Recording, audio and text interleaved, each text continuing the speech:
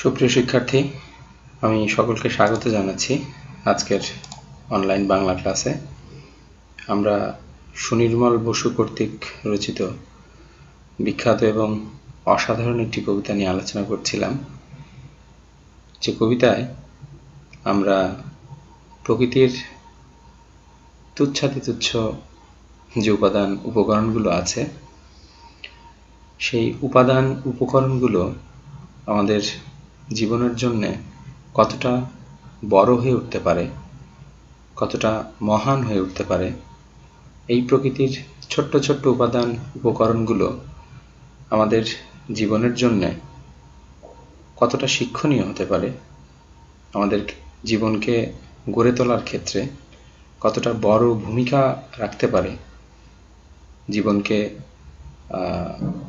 পুরো পৃথিবীর জন্য তৈরি করার ক্ষেত্রে কতটা প্রভাবিত করতে পারে, সেই বিষয়টি অসাধারণ কিছু চরণের সমন্বয়ে আমাদের সুনির্মল বসু সবার আমি ছাত্র কবিতার মধ্য দিয়ে উন্মোচিত করার চেষ্টা করেছেন, যা আমাদের সুনির্মল বসুর অসাধারণ শিল্পী মনেরই পরিচায়ক। আমরা গত ক্লাসে আলোচনার এক পর্যায়ে বলছিলাম যে মাটির কাছে আমি সহ্য করার যে ক্ষমতা, সহিষ্ণুতার যে শিক্ষা, আমি আমার সহ্য করার ক্ষমতাটাকে কোন পর্যায়ে নিয়ে যাব বা কোন পর্যায় পর্যন্ত নিয়ে যাওয়া উচিত, সেটা পৃথিবীর আদিকাল থেকে এখন পর্যন্ত যে মাটি মা রূপে তার প্রত্যেক সন্তানকে এখন পর্যন্ত খাইয়ে, অর্থাৎ খাদ্য বস্ত্র দিয়ে, বস্ত্র বললে হয়তো তোমরা বুঝতে পারবে যে মাটি আবার বস্ত্র কিভাবে দিতে পারে। তোমরা একটু খেয়াল করে দেখো যে মাটিতে যে ফসলগুলো উৎপাদিত হয়, সেই ফসলের অনেক জিনিস থেকে, অনেক উপাদান থেকে আমাদের বস্ত্রের যে মূল র ম্যাটেরিয়াল, অর্থাৎ মূল যে উপাদানটা, উপকরণটা, সেটা কিন্তু তৈরি হয়ে থাকে। যেমন তোমরা তুলার কথা যদি চিন্তা করো, তুলা থেকে সুতা হচ্ছে, সুতা থেকে পরবর্তী সময় কাপড় হচ্ছে, খাদি কাপড় থেকে শুরু করে মসলিন থেকে শুরু করে সব। তোমরা যদি রেশমি কাপড়ের কথা চিন্তা করো, সেটা অবশ্যই রেশম। রেশমটা কি? গুটি পোকা। কোথায় হয়? গাছে হয়। গাছে তারা কি করছে? সেই এক ধরনের গাছ আছে, সেই গাছের পাতা খেয়ে এই রেশম পোকা অর্থাৎ গুটি পোকাগুলো বেশ আকার আকৃতিগত দিক থেকে হৃষ্টপুষ্ট হয়, এবং তাদের, আমি যতটুকু জানি, তাদের ওই ভেতর থেকেই এক ধরনের সুতো আমরা পাই। এরপরে তুমি যদি চিন্তা করো যে পাট থেকে যে ফাইবারটা হয়, সেখান থেকে কিন্তু আমাদের বস্ত্র হয়। অর্থাৎ এই মাটি পৃথিবী সৃষ্টির কাল থেকে আজ পর্যন্ত আমাদের মা রূপে, আমরা মাটিকে মাই বলছি, অবশ্যই মাই আমাদের। এই মা মাটি আমাদের প্রত্যেক সন্তানকে আগলে রেখেছে, এই পৃথিবীতে সুন্দরভাবে বাঁচিয়ে রেখেছে। এই মাটির যে সহ্য ক্ষমতা, এই সহ্য ক্ষমতা, এই সহিষ্ণুতা আমার ভেতরে, এই মাটির সন্তানের ভেতরে আমরা কিভাবে লালন করতে পারবো, সহ্য ক্ষমতার লেভেলকে, সহ্য ক্ষমতার মানে চূড়ান্ত পর্যায়ে কিভাবে আমরা যেতে পারবো, এই সহ্য করার ক্ষমতার বিষয়টি আমরা এই মাটির কাছ থেকে শিক্ষা পাবো। আমরা গত ক্লাসে আলোচনা করছিলাম, গত ক্লাসে আমরা এও আলোচনা করেছি, আকাশের কাছ থেকে আমরা উদার হওয়ার শিক্ষা পাবো, বায়ুর কাছ থেকে পাবো কর্মী হওয়ার শিক্ষা, আমরা খোলা মাঠের কাছ থেকে দিল খোলা হওয়ার শিক্ষা পাবো, উদার মনের হওয়ার শিক্ষা পাবো, সূর্যের কাছ থেকে আপন তেজে জ্বলতে আমরা শিখব, চাঁদের কাছ থেকে আমরা শিখব চাঁদের যে স্নিগ্ধ আলো, সেই আলোর যে মধুরতা, যে সরসতা, যে স্বপ্নময় এক ধরনের আপ্লুতা, সেই মধুরতা আমরা চাঁদের কাছ থেকে শিখব।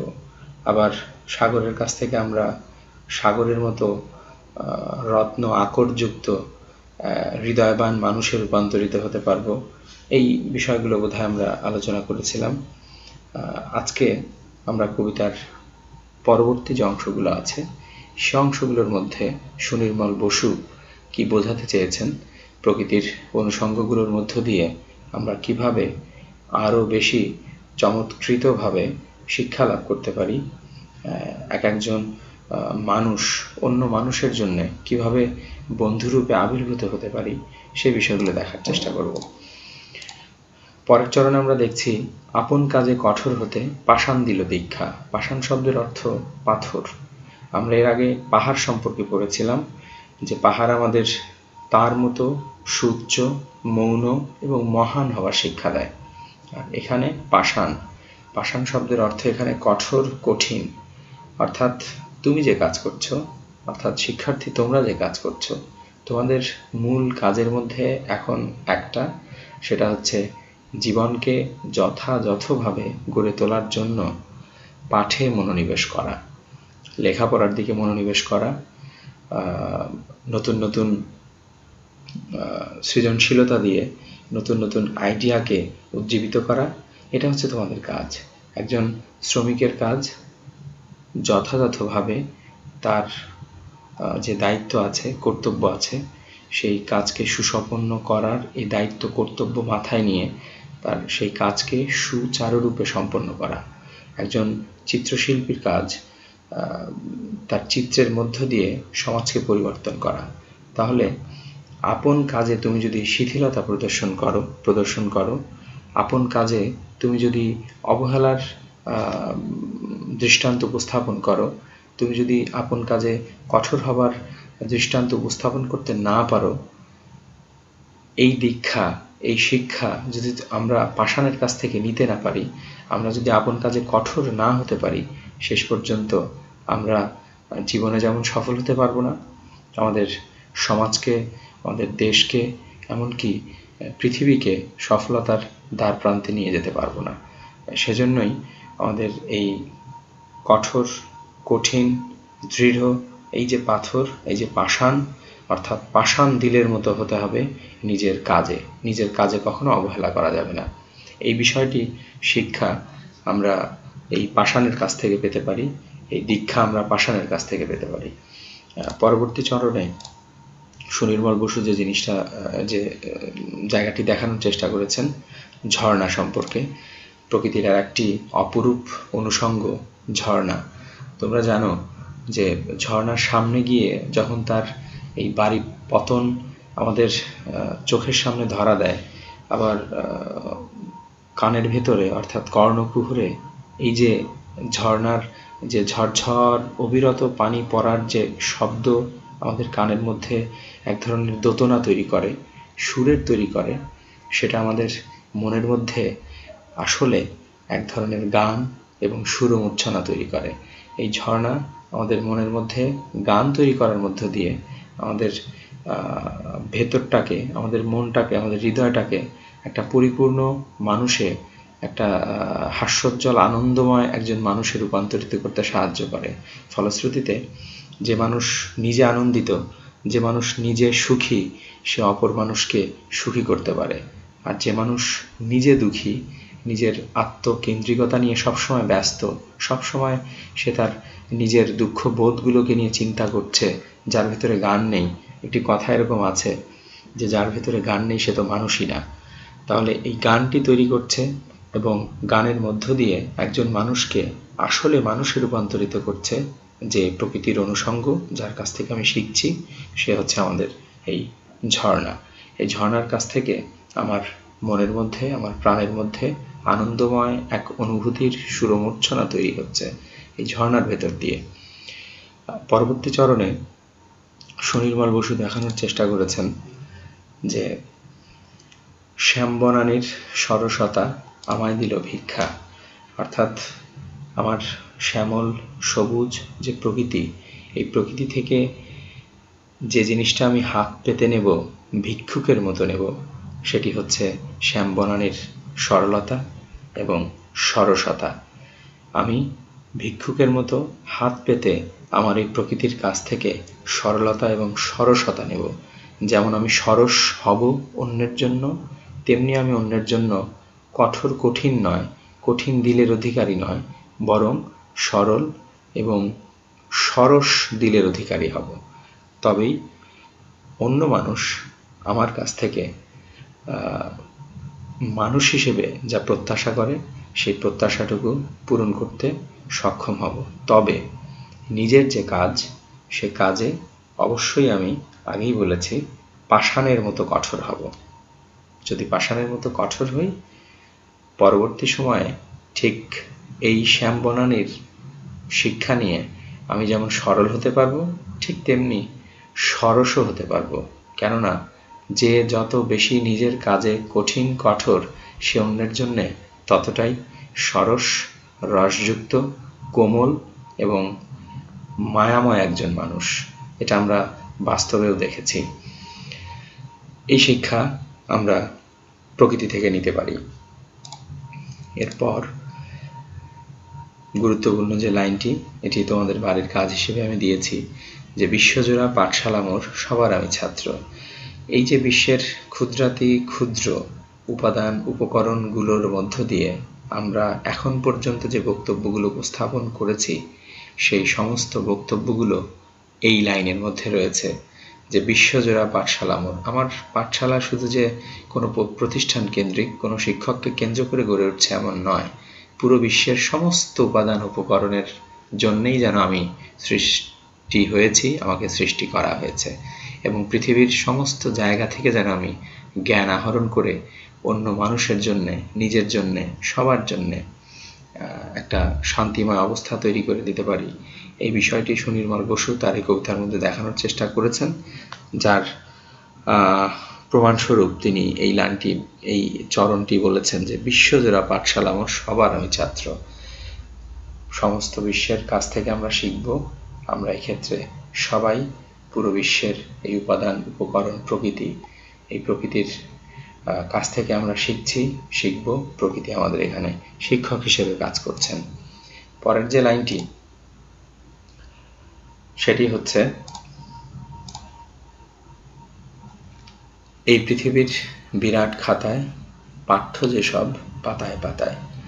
আমরা এই পৃথিবী থেকে যা শিখছি, অর্থাৎ পৃথিবীটাকে যদি আমরা বিরাট একটি খাতা হিসেবে কল্পনা করি, একটু কল্পনা করার চেষ্টা করো, তোমাদের কল্পনা শক্তির প্রখরতাকে বাড়াও, তবে দেখতে পাবে যে পুরো পৃথিবীটাকে, যত কিছু আলোচনা করলাম, এই পুরো পৃথিবীর নদী, সমুদ্র, সূর্য, পাহাড়, পাথর, গাছ, শ্যাম, বনবনানী, সমুদ্র, কত জানা অজানা জিনিস, এই সমস্ত কিছুকে যদি তুমি বিশাল একটি খাতায় রূপান্তরিত করো, এবং সেই খাতার সমস্ত পাতায় যদি তথ্যগুলো লিপিবদ্ধ থাকে, এবং সেগুলো যদি আমরা জানার চেষ্টা করি, তবে পরের লাইনটি হবে এমন যে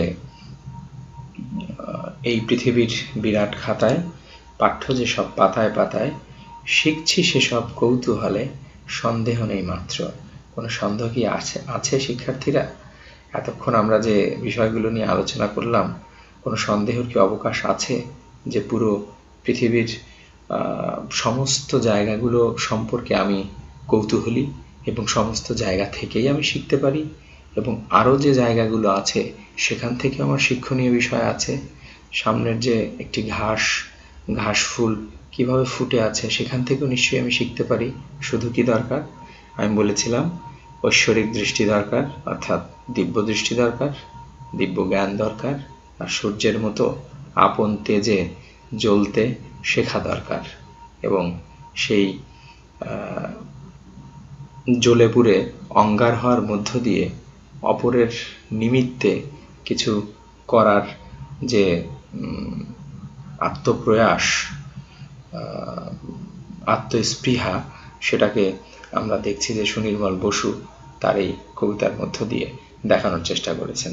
তাহলে কোনো সন্দেহের অবকাশ নেই যে পুরো পৃথিবীটা একটা বিরাট খাতা, এবং সেই বিরাট খাতার যে পাঠ্য, সেই পাতায় পাতায় সমস্ত তথ্যগুলো লিপিবদ্ধ আছে, আর এই তথ্যগুলো থেকেই কৌতূহলের সঙ্গে কোনো সন্দেহ ছাড়াই আমি শিখছি, অনবরত শিখে যাচ্ছি আর নিজের এবং মানুষের কল্যাণ চিন্তা করছি।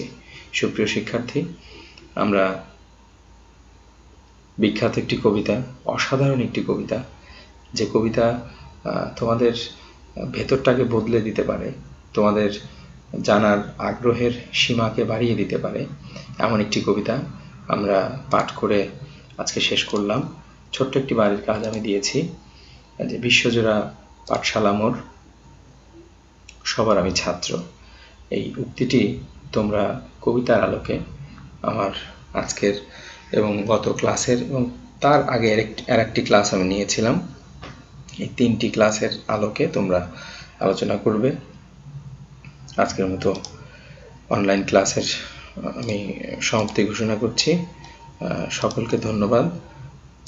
সবাই ভালো থাকো, সুস্থ থাকো। আল্লাহ হাফেজ।